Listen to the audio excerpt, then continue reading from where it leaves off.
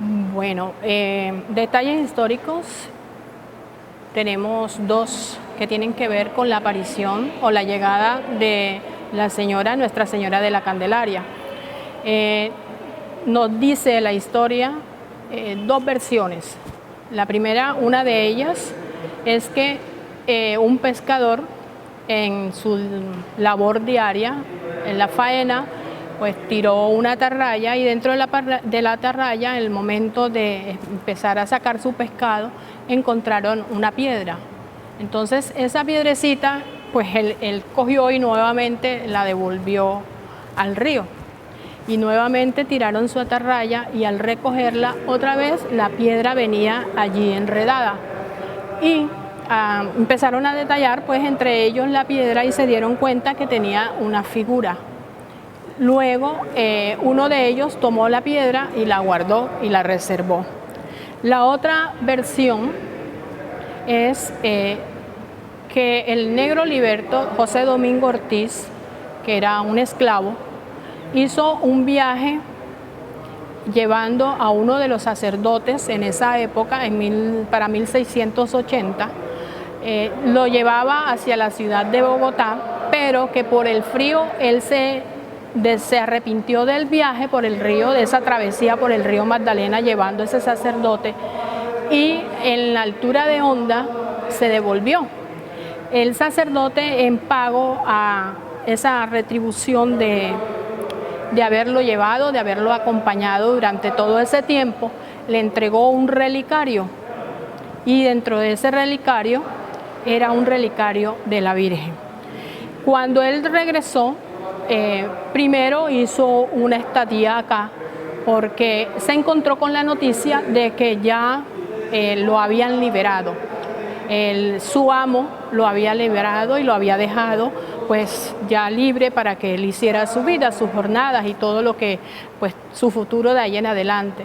Decidió quedarse acá en el municipio, pero como aquí él ya traía la tradición, aprendió a orar, aprendió a rezar el Santo Rosario, encontró un caserío y en este caserío había aquí una choza, que era donde pues normalmente la gente se reunía, pero no tenían como tal una imagen o algo significativo como para dirigir esas oraciones.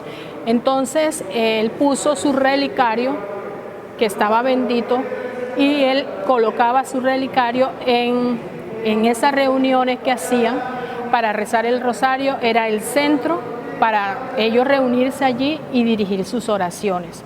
Y así se empezó a dar y a fomentar esa devoción. Pero ellos tenían tanta fe en ese relicario que en una época ya se dieron cuenta de que el relicario estaba creciendo, iba creciendo. Y empezaron a ver y a notar en ese relicario, o en ese relicario, una imagen de la Virgen. Y de allí empezó entonces ese fervor, esa devoción y ese rezo del rosario en torno a ese relicario. Entonces esas son las dos versiones. Nuestra Virgen Morena de la Candelaria, pues sí, en las diferentes investigaciones que hemos estado hablando con las diferentes personas que se han interesado por el tema, muchas personas dicen que antes era mucho más pequeña y que ella año tras año se nota que ha crecido. Tanto así que a veces ya cuesta como dificultad para poderle colocar la coronilla en la parte de atrás donde ella está colocada, y se ha ido como creciendo. El vestuario, que es todo en oro, toda esa coraza en oro, también se ha tenido que ir, bueno, con algunas ofrendas que anteriormente hacían los feligreses también, ofrendas en oro o cadenas. Eso, hubo un momento en que los sacerdotes lograron fundirlas para poder seguir engrandeciendo un poco la coraza que ella tiene, que es su vestido, ¿no? Su vestido. Entonces esas son las dos historias, y que el pueblo banqueño como tal la ha acogido y se ha quedado con esas dos historias porque se ha quedado más que todo no con la historia, sino con la devoción y el fervor de llegar a la Virgen, hacer sus rogativas y quedarse con ella en oración. Nosotros tenemos una particularidad como pueblo, ¿verdad?